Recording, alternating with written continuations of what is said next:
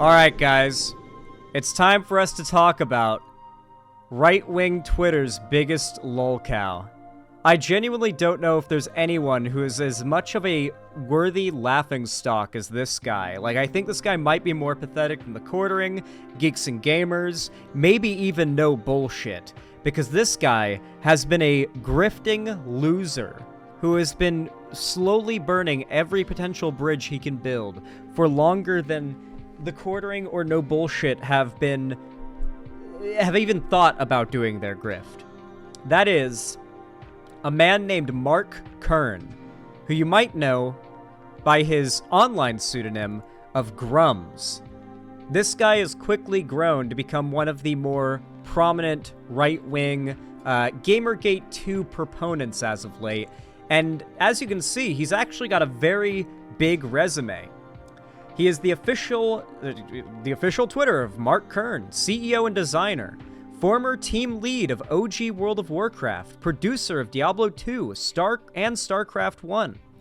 Chrono Trigger, his best game, for some reason, is in the thing. Now, this guy, at first glance, based on his presented resume, really just seems like a really decorated veteran of the gaming industry who's come out to call out the evil of wokeness in gaming. You know, look at this guy, like, he's a gaming legend. This guy's made so much. He's such a big deal. If he's calling out the wokeness, then surely he's got he's got a point, right? There must be something to it all.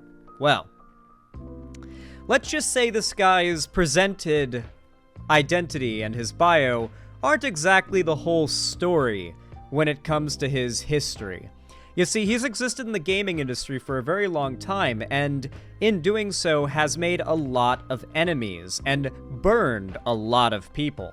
And so going back a whole long way, there are a lot of stories about how awful and destructive he is as a person, how much of a grifter he is as well. This is far before he got into the realm of politics and started grifting off of that as well. So if you want to claim that 6 years ago, like before Grummz was doing any right-wing shit, the left had a time machine and went back to, like, say the stuff about him before anything political came out of his mouth, then I guess you can believe that, but let's just say, if you're someone who likes this dude, you might find yourself being quite surprised here.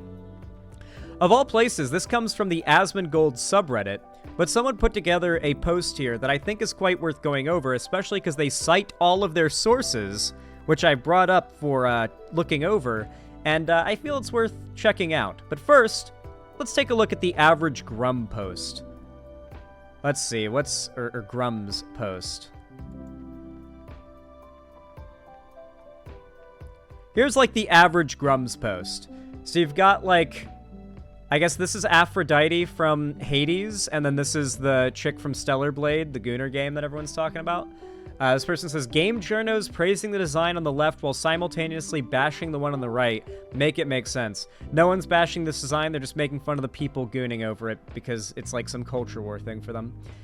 Thread, a boss fight. A Netflix game studio, Damon Schubert. Just a reminder that the criticism of the one on the right has been pretty tiny, that Hades has long been praised for its horny art, and that this is a non-issue that Chuds desperately want to be an issue. And then, of course, Mark Kern's very salient commentary. Quote, pretty tiny. Eve from Stellar Blade, who is blasted by IGN and woke journalists online, is getting the revisionism treatment. Actually, we always liked her as next. I don't know about you guys, but the revisionism treatment is exactly what people like this do. Are we forgetting about the famous critical drinker thing? Critical drinker House of the Dragon. Who remembers this? This is my favorite example of the rights games that they play.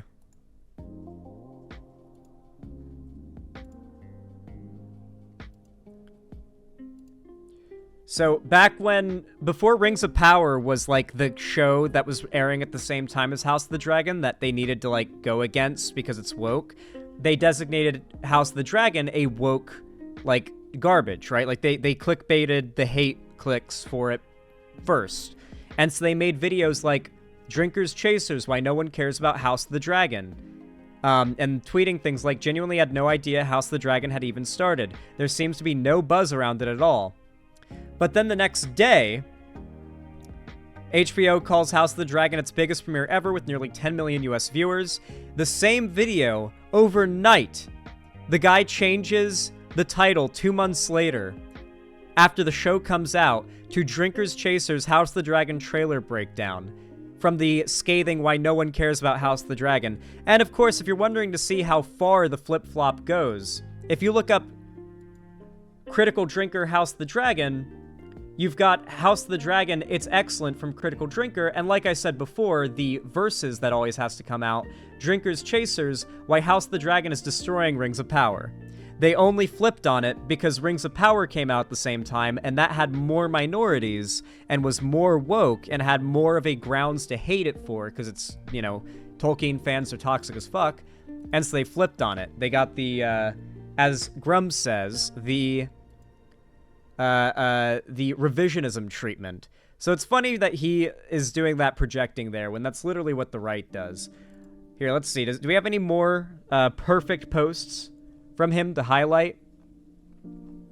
Some real dumb shit. A lot of it is just like him being a gooner.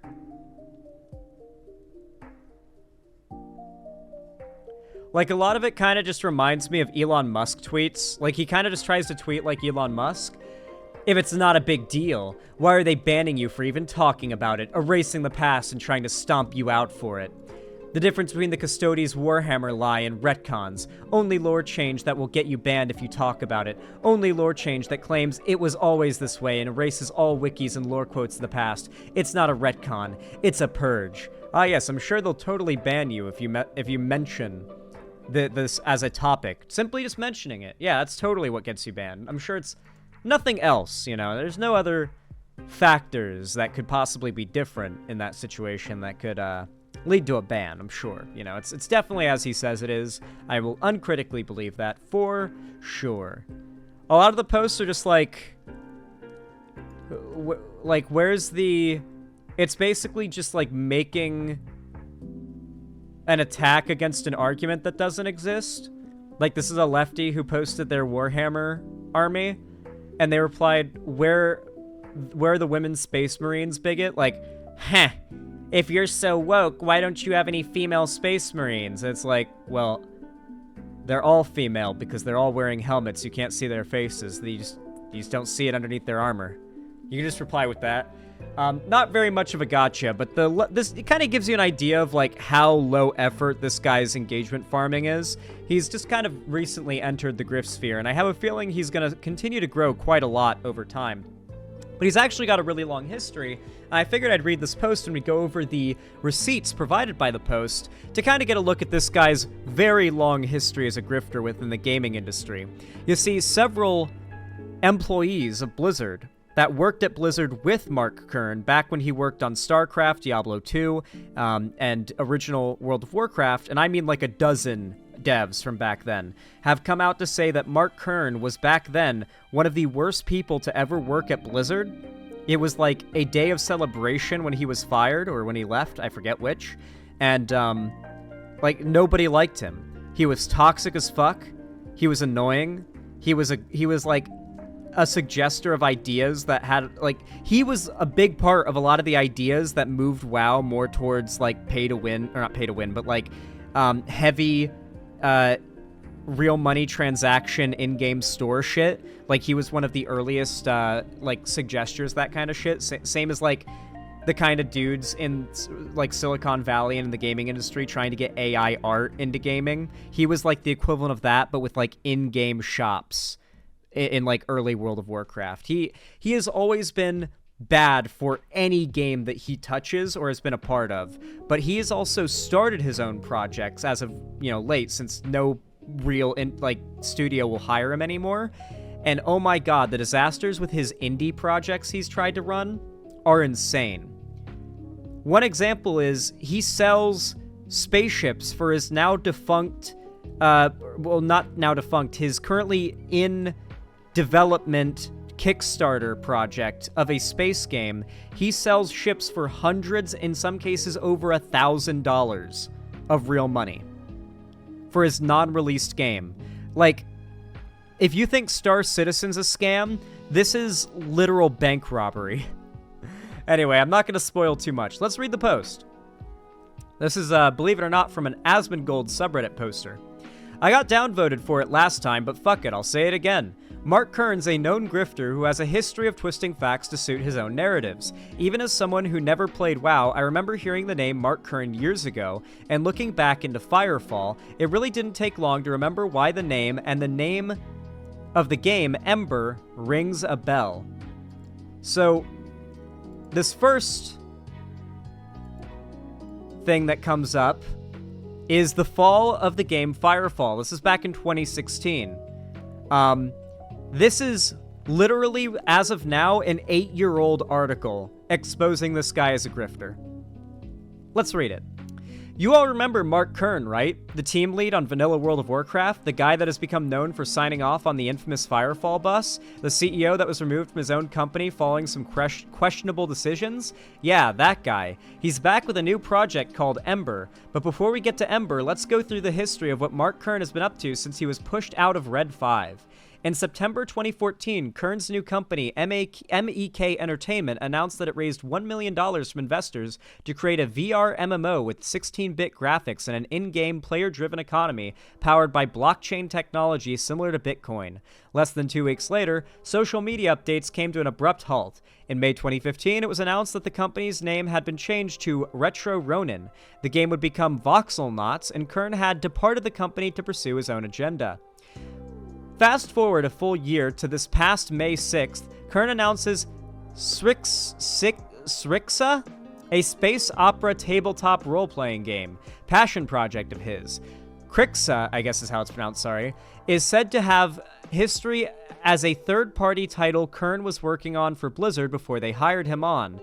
After another period of less than 2 weeks for some inexplicable reason, Mark Kern decides that he's going to speak out about Firefall. He goes on a long-winded rant about how the title was intended to be an alternative reality World War II MMO at first, but that he realized that wouldn't work and it went sci-fi. He discusses how it was going to be a full PvP combined arms title that sounds like something not unlike PlanetSide. Later, things changed and it was meant to be Minecraft with war. After the many changes the game underwent, the original vision, quote-unquote, unclear after all of this, he sums it up as, quote, what shipped with Firefall was a complete redo of my original game, unquote. He later updates the post to state that he would buy back the Firefall IP if the game went under and posts a now deleted explanation of what buying back the Firefall IP means if he were to do so. An alleged former employee responded to the post with a bold statement. Mark, as someone who worked for you at Red 5 on Firefall, you're full of shit. He goes on to explain that there was no executive team of any kind at Red 5. Kern made all of the decisions, and thus most of the blame lies at Kern's feet. Perhaps the most damning of the accusations are as follows. There was no executive team making actual decisions. Nobody except Mark could make real decisions. Mark rarely showed up to work, though, so lots of decisions were made absentia, and many were countermanded when he decided to show up. The state of Firefall is the result. The esports focus? Mark. Founders packs? Mark. Highest tier frames? Mark. He wanted to sell a new one monthly so it could be like League of Legends. Real money, per-use paint jobs? Mark. Vehicles, pets, and dozens of other random features that were irrelevant to the core gameplay? Mark. The completely fucked up UI? Mark. He thinks he's a UI genius and put himself directly in charge. Stage 5 and the clusterfuck that was the bus? All Mark. Cutting PvP? Mark again. And he told the forums before the devs. The vaunted story, all bullshit, was in a constant flux. Major rewrites, to support whatever feature was the flavor of the month. He then goes on to state the following. As an aside, even if Mark managed to buy all the code and IP, there's no way on earth he would ever get that game running again. With the team that they have left, I doubt that Red 5/the 9 could get that game running again from scratch either, and there's no way that any of the key devs would ever work for Kern again. Fast forward another month, and it all makes sense. Kern announces that he wants to make a game called Ember, which is set to in the Krixa universe. The title is meant to be a spiritual successor to Firefall, as originally intended by its creator. Oh, but there's a catch. It won't get made unless there is sufficient demand from the community, is the quote. To gauge demand, Kern started a Change.org petition that those who want to see the original vision of Firefall could sign for a better chance at it. He later updates the Change.org petition to state, "I am not asking for support to make a game, I'm asking for people to convince me there is a market left to make it." In order to get the forums, website, and art together, Kern launches an Indiegogo campaign, asking for a mere $500. None of these funds will go towards the game itself. The first milestone won't be launched unless the Change.org petition reaches 8,000 signatures. Nevertheless, at the time of writing, the Indiegogo campaign is sitting at $2,497 with 2 days left. This is back in 2016. Should Kern get the signatures he needs, and as one would assume from the fact that he crowdfunded the game's website, the funds he needs from another crowdfunding campaign, I have almost no faith that Kern will actually make the game. If he's as passionate about the original vision of Firefall as he seems to be, and he believes in the concept enough to want to make a new title based on it, why would he need us to convince him there's a market for it? Moreover, why would we trust him after all of the accusations that have come from Red 5 following his dismissal? Why should we trust that he has the attention span to see the project through after he left Mech Entertainment mere months after getting the funding he needed? Should I even mention the fact that he had barely announced his tabletop game, let alone released it before announcing a Firefall successor that would be set in the tabletop game's universe? The damning Reddit post about the development of Firefall claims that when times get tough, Mark had seemingly gotten bored of Firefall or perhaps disillusioned by it. It seems that there's always something else Mark Kern wants to be working on. The best thing we can do this time is refuse to be swept up in the words that we think will never be fulfilled and save our money and our signatures for a project that seems like it might actually be completed. This is from 2016, guys. So this guy had a long history getting exposed by every team he's worked with, from the World of Warcraft team, well, all of Blizzard, to all of the smaller teams he's worked on trying to make these projects. Every time he has been called out, kicked out, has had to leave, has dropped out of the project out of laziness and lack of attention span. It's just, the guy is a complete cunt. By the way, if you're wondering, here's what he actually looks like in real life. This is what he really looks like.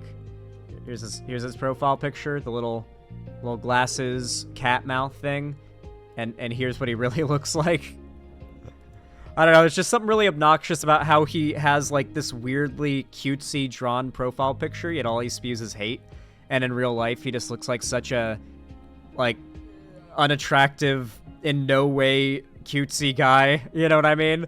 Like, it's just very disturbing. I don't know how else to put it into words.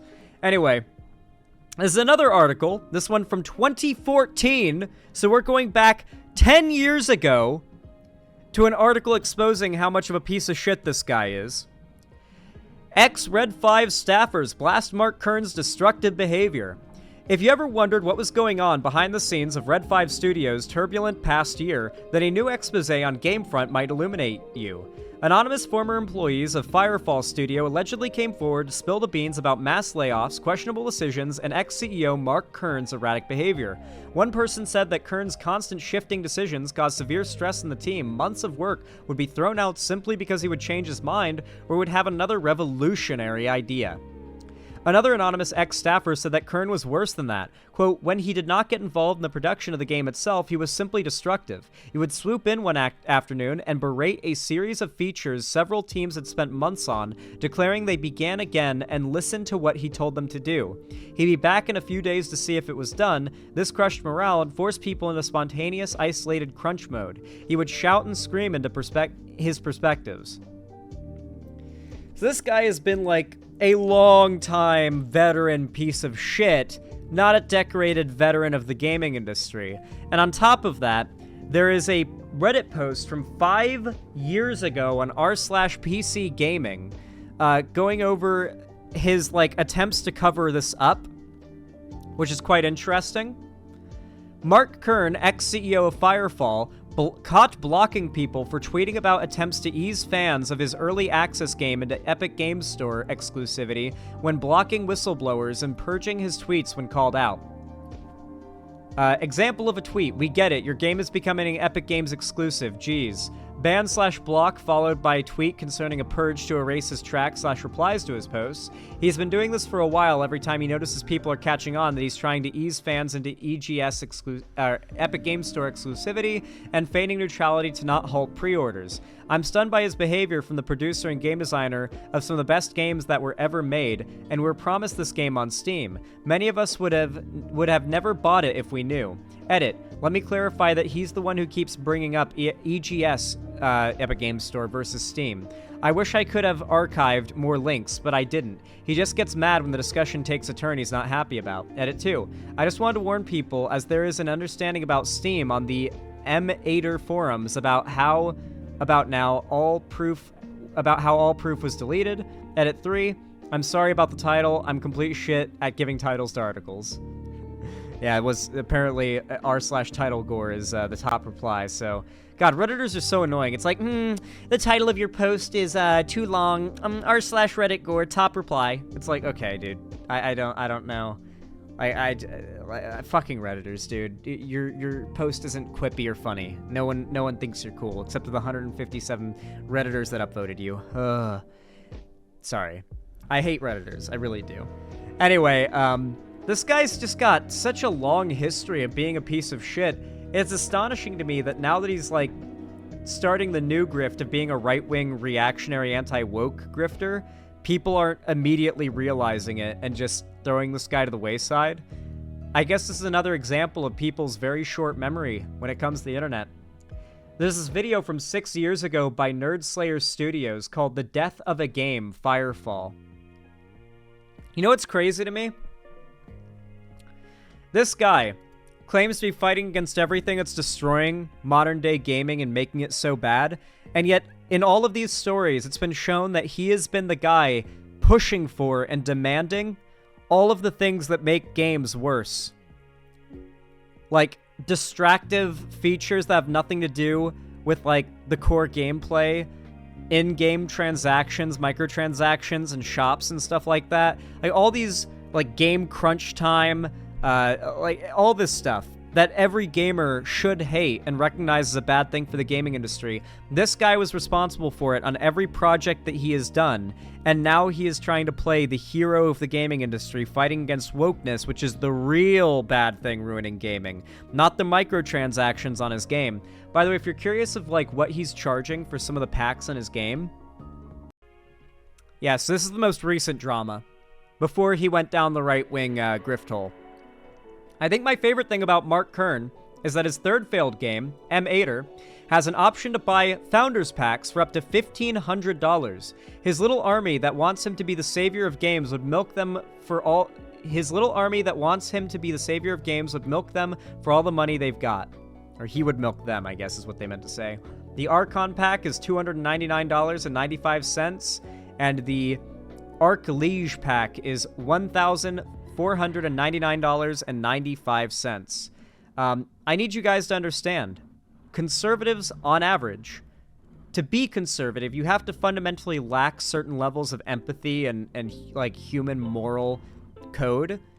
And so people who do this kind of shit are the types of people who are very likely to then adapt the conservative right-wing grift, you know? Donald Trump was doing grifts a million times over before he joined the political grift. This is just his most recent grift. Just like Donald Trump, this guy's been doing many other grifts before he got into politics and started pretending to be a conservative, going against the anti-woke.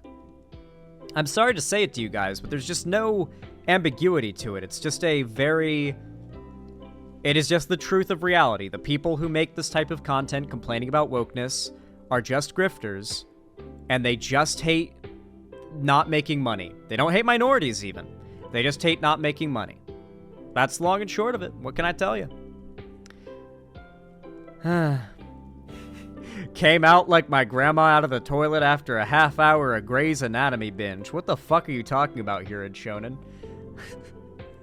Anyway, I feel this guy kind of represents everything that is wrong with the gaming industry right now, and it's so sad to me that so many gamers are falling for his, like, pretend act of being a hero of the gaming industry, fighting against wokeness.